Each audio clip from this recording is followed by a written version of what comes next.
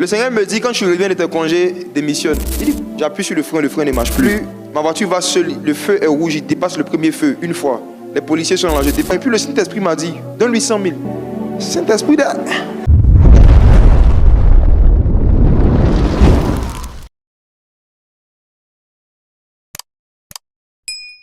je me rappelle, en 2019, j'étais encore à l'époque directeur marketing d'une boîte quelque part. J'étais revenu de ma dernière mission de Turquie. La mission s'était tellement bien passée parce que j'avais réussi à négocier. Mon patron m'avait donné un prix auquel je devais acheter des portes blindées. Et quand je suis allé en Turquie, j'ai pu négocier moins que le prix qu'il a donné. Donc il y avait même la monnaie.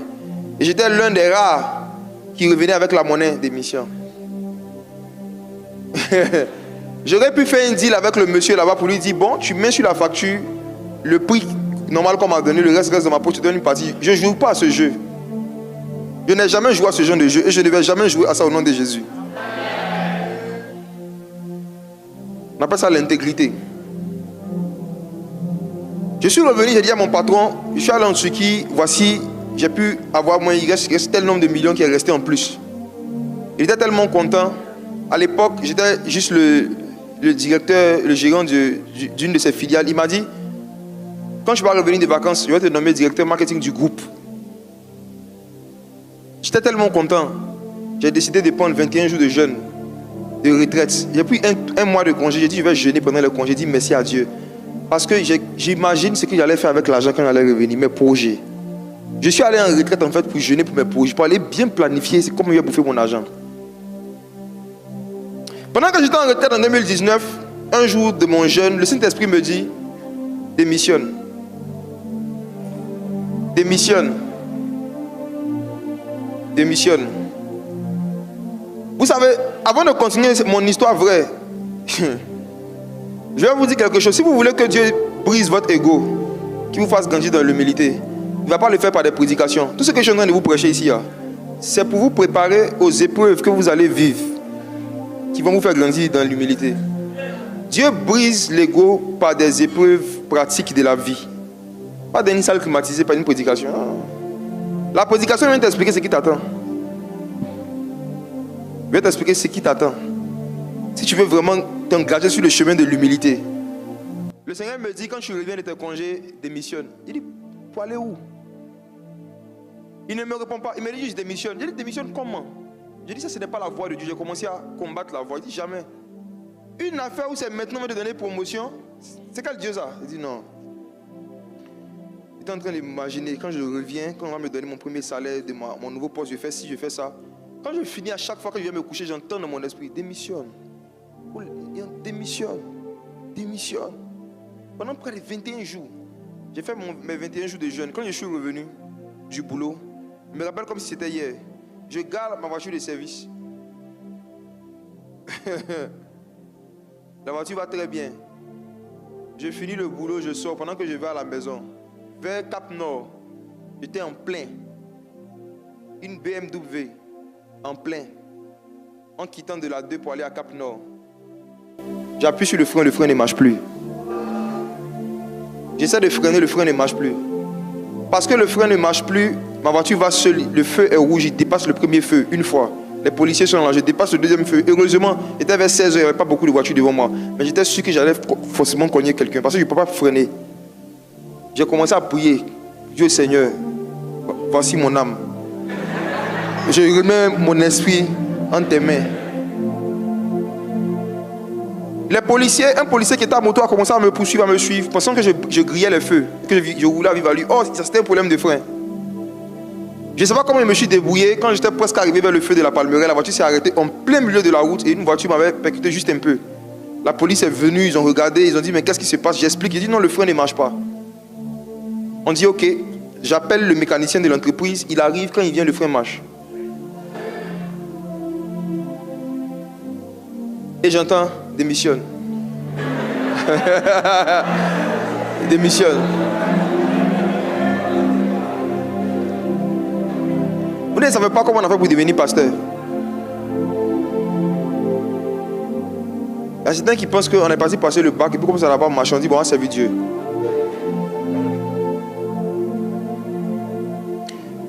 Mon cœur était endurci parce que, à cause de quoi? Mes projets. Je me dis, mais je démissionne là. Comment je réalise tous les projets que j'ai le reste de l'année 2019? J'ai fait comme si je n'avais rien entendu. Le mécanicien est venu, il a repris la voiture. La même scène s'est reproduite le lendemain. Cette fois-ci, il y avait ma femme dans la voiture et puis notre fils qui était nouvellement né. On est en train de rouler, on roule un moment, paf, le frein ne marche plus. Le frein ne marche plus. J'appuie, je fais tout, le frein ne marche plus. J'ai dû tirer le frein à main brusquement au milieu de la route pour que la voiture s'arrête. On appelle le mécanicien, il vient. Quand lui il prend, il roule, le frein marche. Je suis parti avec la voiture, j'ai déposé ça. Mon patron m'a donné une autre voiture, une deuxième voiture. La voiture qu'il m'a donnée, on habitait à l'époque à Benjerville. Je vais avec la voiture à la maison. Je gare la voiture, je dors, je me réveille. Quelqu'un a cambriolé la voiture, ils ont cassé les vitres. Le lendemain, jour pour jour. Et puis j'entends quoi? Démission.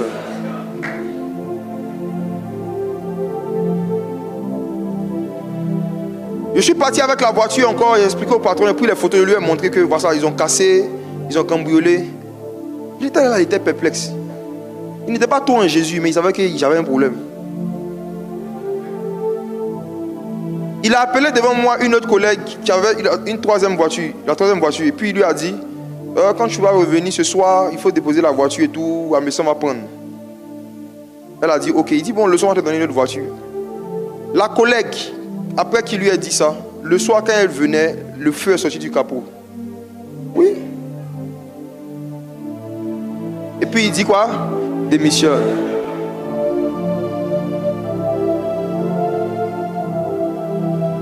Ce que j'avais fait, je m'étais dit, j'avais tellement endurci mon cœur à cause de mes projets, je m'étais dit non. Je démissionne, je vais faire quoi? Je vais aller où en fait?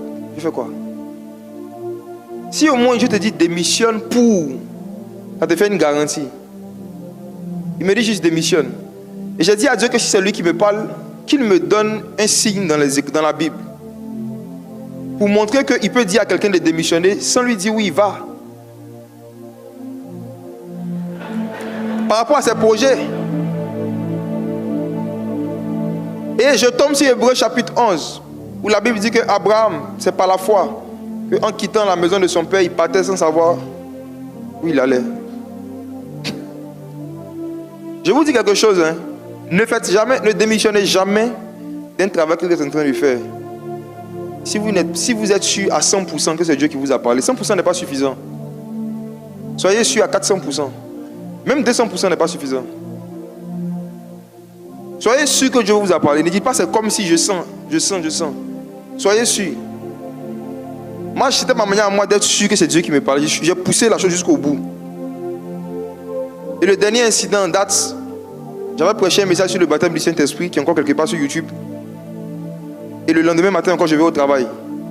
J'arrive, je salue les gens, je rentre à mon bureau, je ferme. Dès que je ferme mon bureau, c'est l'une des expériences les plus bizarres que j'ai jamais vécues de ma vie. Une voix parle dans le bureau. Et la voix dit, choisis entre ton travail et l'onction. Et j'avais senti l'onction me quitter. Vous savez, quand tu es oint, tu sais. Quand tu n'es pas oint, tu sens. J'ai senti une force me quitter. La façon dont la Bible dit, Jésus marchait et puis il dit, qui m'a touché? J'ai senti qu'une force est sortie de moi. Ce jour-là, j'ai senti qu'une force est sortie de moi. Moi, personne ne m'a touché, quoi. Mais il y a une force qui est sortie de moi. Et la voix dit dans le bureau, choisis entre ton travail et l'onction. Le message était clair. Je savais que Dieu avait un projet qu'il voulait que je l'aide à réaliser. Mais quand moi, je voyais tous mes projets, en fait, la vérité, c'est que je ne lui ai même pas bien demandé qu'est-ce qu'il veut qu'il fasse. Je lui ai expliqué ce que moi, il devait faire. Et par rapport à ça, ça ne m'arrangeait pas ce qu'il me disait de faire.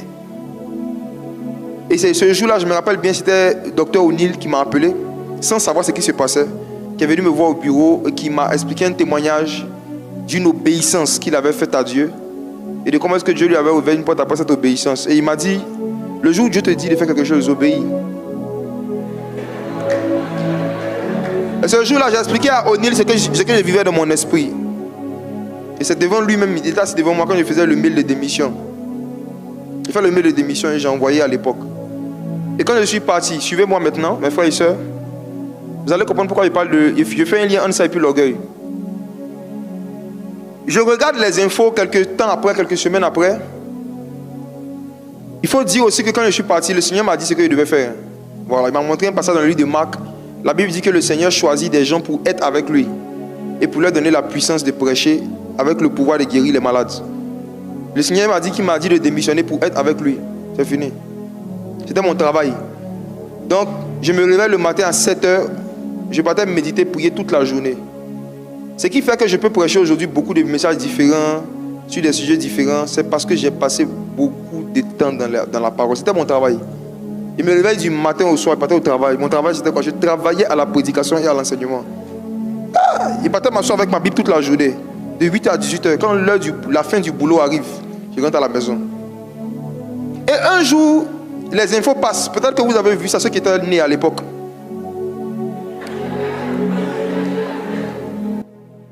On découvre en France un enfant mort dans la soute d'un avion de Air France.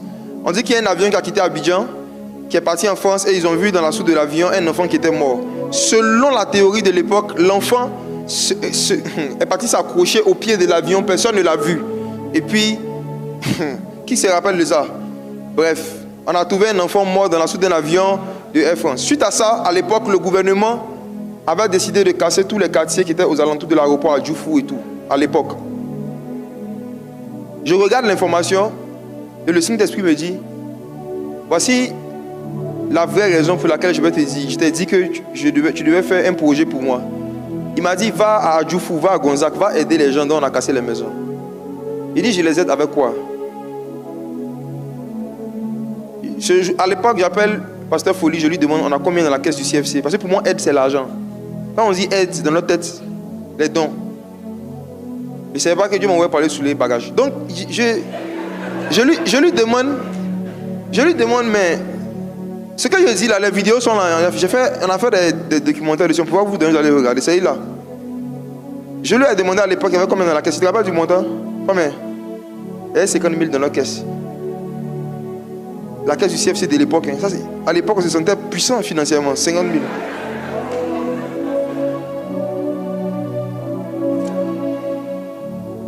Lui et d'autres, je leur ai dit, venez m'accompagner. Je leur ai expliqué que le Seigneur m'a dit qu'on doit aller à Djoufou pour aller aider les gens. Je n'étais jamais allé à Djoufou. J'entendais à Djoufou, comme tout le monde.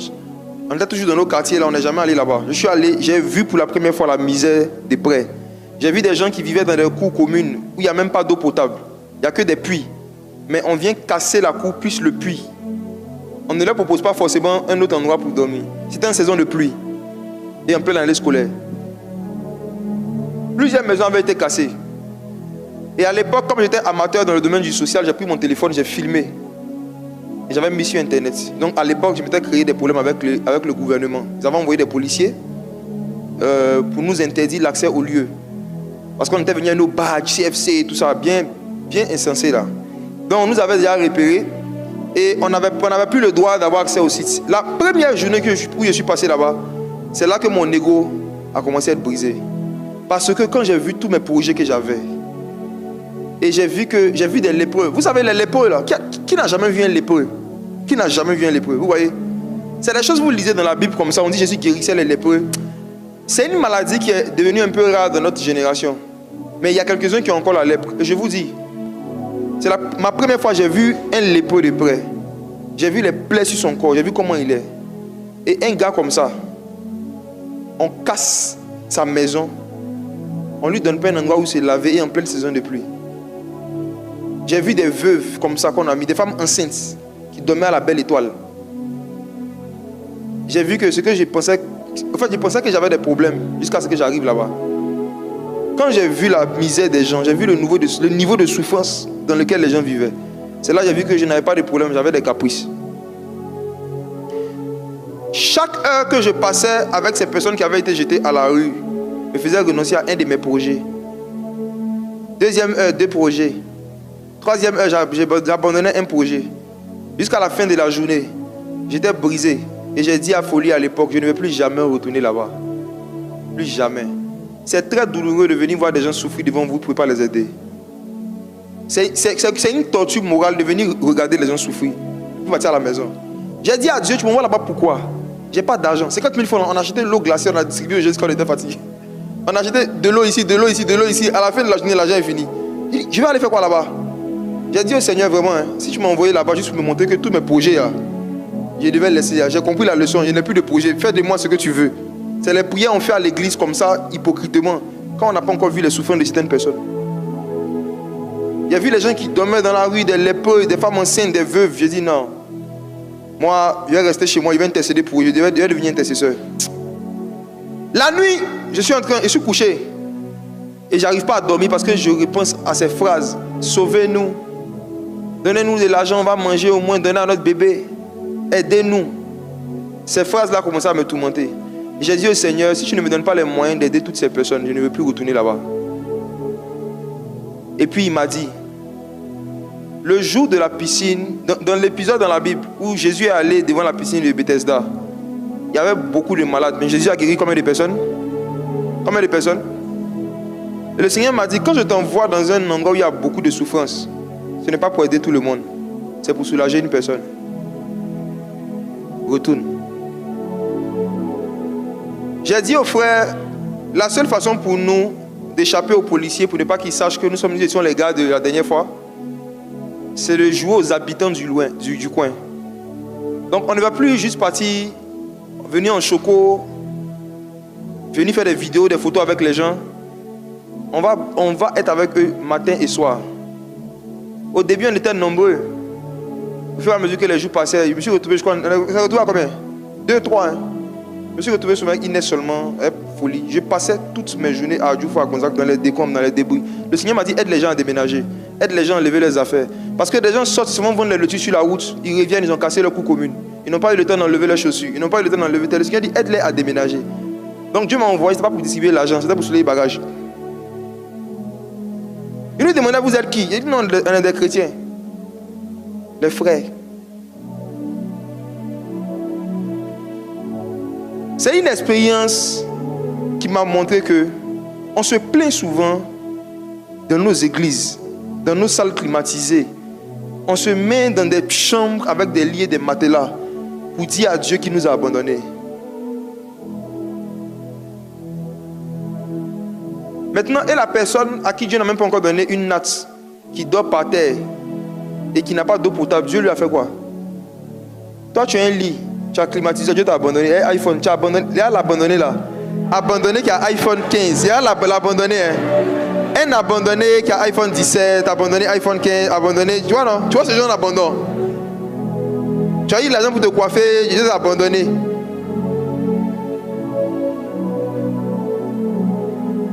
Il y a des gens qui demandent juste à manger. Toi, tu demandes juste un jet privé, juste ça.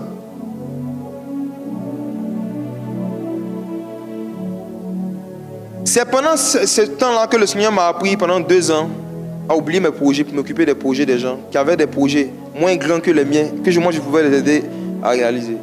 Il y avait des gens qui avaient juste le projet de pouvoir habiter dans un endroit où il y a de l'eau potable. C'était juste leur projet. Il y en a leur projet, c'était d'habiter dans une maison où il y a un robinet. C'était leur projet. Par la grâce de Dieu, à l'époque, avec les dons des gens, on a loué beaucoup de villas, dont une grande principale à Gonzague où on a hébergé des gens, des lépreux, des veuves. On a hébergé des gens pendant longtemps et on partait les nourrir. Moi, pour moi, ce sont les plus belles périodes de mon ministère. Parce que la popularité qui est venue après qu'on a aujourd'hui, là, la raison pour laquelle ça ne nous enfle pas, en tout cas moi ça ne m'enfle pas, peut-être que mes gars qui sont à côté sont déjà gonflés, moi je ne suis pas encore gonflé. Voilà, je ne sais pas, les gars vous êtes gonflés? Ah. Moi la raison pour laquelle tout ce qui se passe, ça ne me dit rien, ça ne me change pas, c'est parce que je sais que les miracles, les prophéties, tout ce qu'on voit aujourd'hui là, c'est pas pour ça que Dieu m'a appelé. Dieu n'a pas besoin il n'avait pas besoin que j'abandonne mes projets sociaux professionnels de l'époque juste pour prophétiser, juste pour chasser les démons. Ça, Dieu n'a pas besoin que j'abandonne mes projets sociaux pour ça. La raison pour laquelle il m'a dit d'abandonner mes projets sociaux de l'époque, mon poste de l'époque, mes ambitions de l'époque, était pour aller aider des gens qui souffraient plus que moi, sans argent en retour. On ne nous a rien payé. Donc je me suis habitué pendant des années à prendre toute ma journée, toute ma nuit, pour venir aider quelqu'un à moins souffrir sans attendre qu'on me paye. Donc je ne peux pas être aujourd'hui invité dans une église et demander un cachet. Je ne peux pas demander un cachet. Parce que aller soulever des bagages des inconnus est plus difficile que prêcher la parole d'un Dieu que tu connais. Donc, si j'ai pu servir pendant des années des inconnus, dans des conditions sales, sans caméra, sans qu'on ne me paye, pourquoi aujourd'hui, on va m'inviter pour venir parler de Jésus et je vais demander un cachet comme si j'étais Michael Jackson? Vous qui demandez les cachets, que vous soyez chanteur ou prédicateur, qui demandez des cachets d'avance avant de venir exercer, vous n'êtes pas des serviteurs, vous n'êtes plus des serviteurs de Dieu, vous êtes des voleurs de Dieu. Oui. Vous qui exigez des cachets à l'avance avant de venir servir dans la maison de Dieu, vous ne servez plus Dieu, vous servez maman. Servez maman. On t'invite pour prêcher et puis tu as demandé à la communauté qui t'invite, je vais venir, mais c'est combien?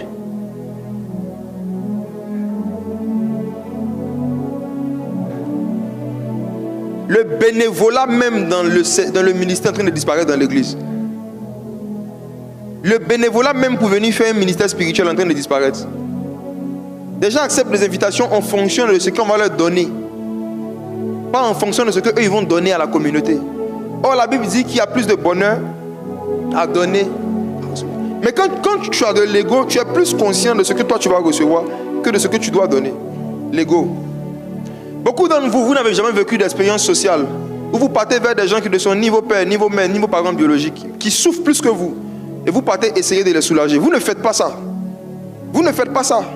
Les plus hypocrites sont ceux qui n'ont jamais distribué de la nourriture à des gens qui en ont besoin, mais qui chaque fois qu'ils prient, ils disent à Dieu, bénis ce repas, donne-en à ceux qui n'en ont pas. Qui a inventé cette prière-là même? C'est qui? Vous le connaissez? Qui a inventé cette prière-là? Je le cherche. Tu t'assois, on te sert, et puis tu dis à Dieu, Seigneur, donne la nourriture à ceux qui n'en ont pas. Dieu est assis sur son trône, il te regarde.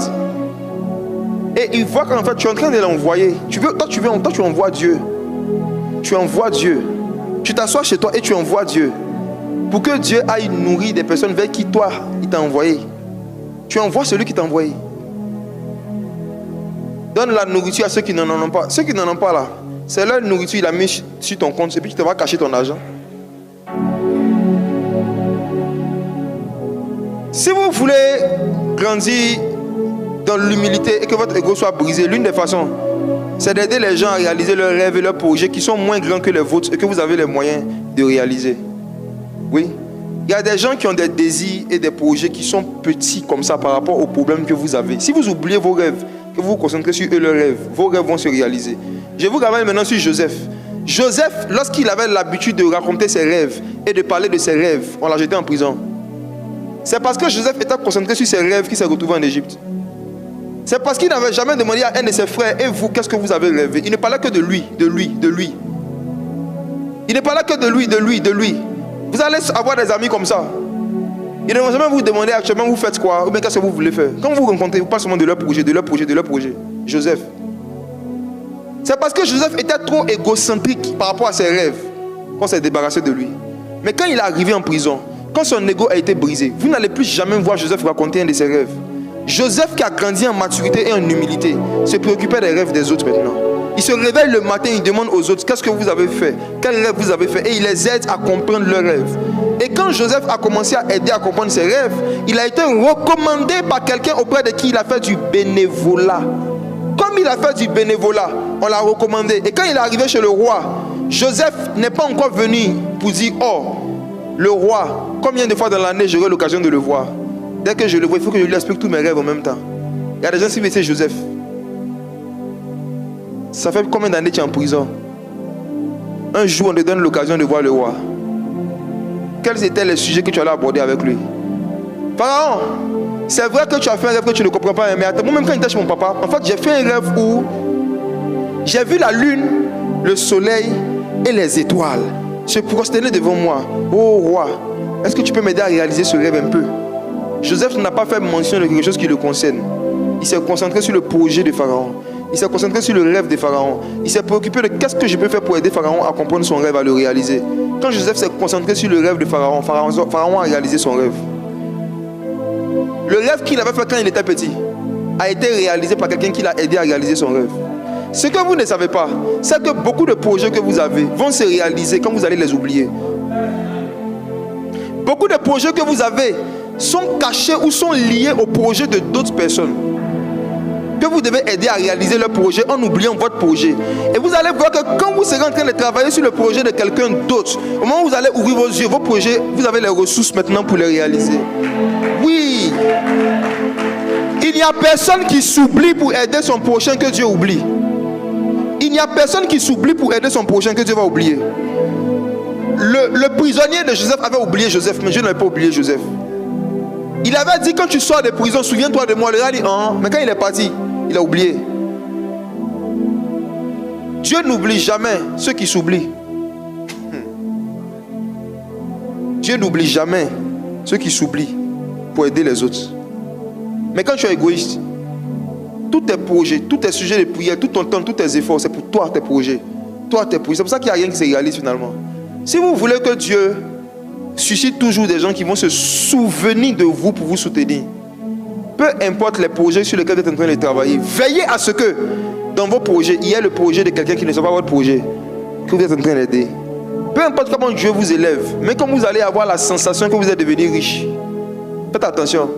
N'oubliez jamais et ne perdez jamais l'habitude d'aider les autres à réaliser leurs rêves. Il y a des personnes ici qui rêvent seulement d'avoir 100 000 francs chaque mois pour aider leurs parents. Est-ce que vous savez ça? Il y a des gens qui ont vécu, il y a des gens qui ont tellement connu la pauvreté que le plus grand salaire qu'il y avait dans leur maison, c'était 50 000 francs. Papa était vigile, maman était servante. Papa était vigile, maman était servante. Beaucoup de femmes chrétiennes qui ont les moyens africaines payent les servantes à 20 000 par mois. 20 000 par mois. Elles peuvent faire plus, elles donnent 20 000 par mois. Papa est vigile, parfois on lui donne 50 000 par mois. Et il y a des enfants qui naissent dans ça. Donc pour un tel enfant là, avoir 100 000 par mois, c'est un rêve. Et toi, tu peux réaliser ce rêve-là. Si tu t'assois toi et que tu commences à penser, quel projet je peux mettre en place qui pourra donner au moins 100 000 ou 200 000 à quelqu'un chaque mois? Tu es en train de réaliser un rêve sans que tu te rendes compte. Tu es en train de réaliser le rêve de quelqu'un. Moi, j'ai déjà fait partie de ceux qui rêvaient d'avoir ne serait-ce que 200 000 par mois. J'avais toujours dit que moi, le jour que j'ai 200 000 par mois dans ma vie, je vais devenir riche et autonome. La première fois où j'ai eu un CDD, on m'a donné 200 000. Non. Pour quelqu'un qui a touché 5 000 francs par mois pendant des années, imaginez-vous que tu passes de 5 000 francs à 200 000. Tu n'es pas millionnaire. C'est pas millionnaire qu'elle a. Moi, c'est avec 200 000 par mois que j'ai économisé. C'est avec 200 000 par mois que j'ai déménagé pour la première fois. Je suis allé habiter, j'ai pris ma propre maison, j'ai meublé ma maison avec 200 000 par mois. J'ai économisé 150 000 chaque mois. Ah bon, vous pensez que vous êtes avare? Où est qu'il y a des dimensions? Moi, j'ai économisé 150 000 par mois pendant 9 mois. Il habitait à Trècheville, il travaillait à Trècheville, il marchait, pas du travail. À midi, mon budget pour manger, déjeuner, petit déjeuner, c'était 500. Il y a des collègues qui viennent, que non, allons manger dans tel restaurant. Il dit, viens voir le menu. Il demande les prix, ça partit de combien? Il dit non, là-bas, les prix, ça partit de 1500. Il partait. Chacun sait ce qu'il cherche dans sa vie. Aïe. Mon budget, 500 francs de nourriture par mois. À l'époque, là, 500 francs, tu peux payer à 150, poissons 300, de l'eau 50. Ça rassasie.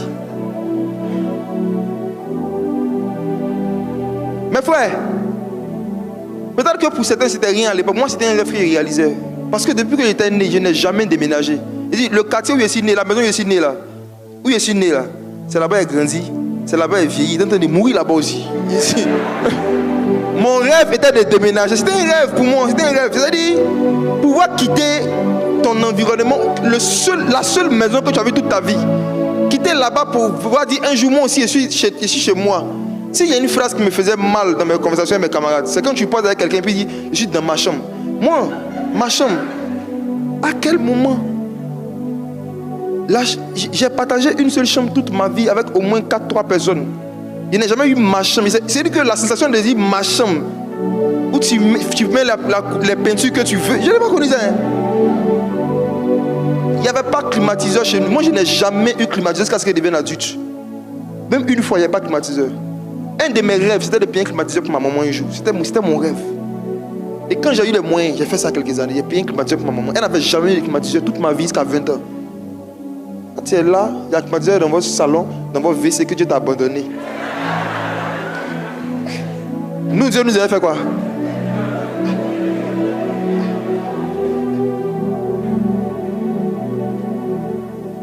ton ego va grandir et se former si tu ne cherches pas à côtoyer des gens qui souffrent plus que toi. Quand vous commencez à travailler, faites attention, vos groupes de collègues, after work, collectif des collègues en crise, ils sont toujours ensemble, on va manger ensemble, on va faire des trucs ensemble, ça va vous rendre égoïste.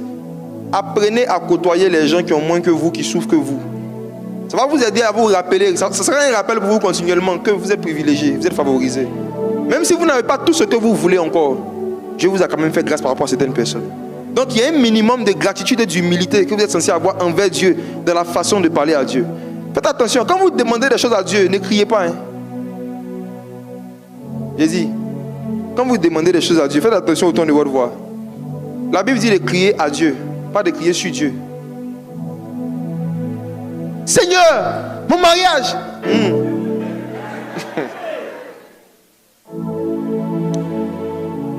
Souviens-toi que Dieu ne te doit rien. Et que la seule chose qu'il t'a promis, c'est la vie éternelle.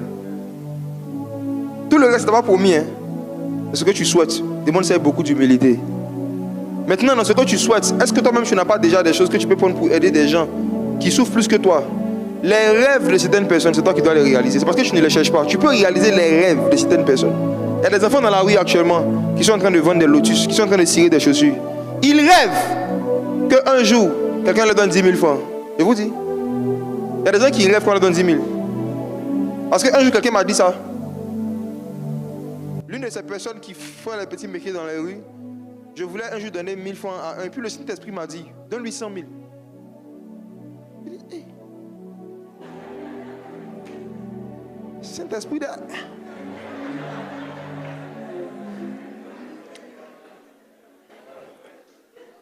J'ai obéi à Dieu, j'ai enlevé, quand je lui ai donné, il a commencé à pleurer, puis il dit, tonton, c'était un de mes rêves. Il dit quoi? Il dit, il rêvait qu'un jour il peut avoir 100 000 francs. Il dit, tu as fait quoi? Il dit, il a fait des choses pour ma maman, il a fait des choses. Il dit, ah, nous souvent 100 000 francs, on sort, on met ça dans des restaurants.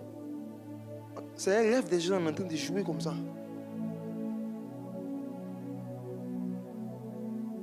Tu vas devenir égoïste si tu ne penses qu'à tes projets, à tes rêves, à tes projets, à tes rêves. Tu vas devenir égoïste. Ton ego va grandir, tu vas commencer à parler mal à Dieu, tu vas commencer à crier sur Dieu quand tu seras en train de prier. Et à un moment, tu vas arrêter de prier parce que Dieu ne va pas te répondre. Tu vas voir que tu parles toi, ça fait mal quand même, hein, parler seul pendant des mois et n'avoir aucune réponse en face. Si tu pries beaucoup pour tes projets que Dieu ne réagit pas, c'est que Dieu veut que tu t'occupes des projets de quelqu'un d'autre. Fais comme Joseph, oublie tes rêves, cherche les rêves des pharaons. Oublie tes rêves, cherche les rêves des prisonniers. Oublie tes rêves, Joseph. Joseph, tu rêves trop, c'est pour ça que tu es en prison.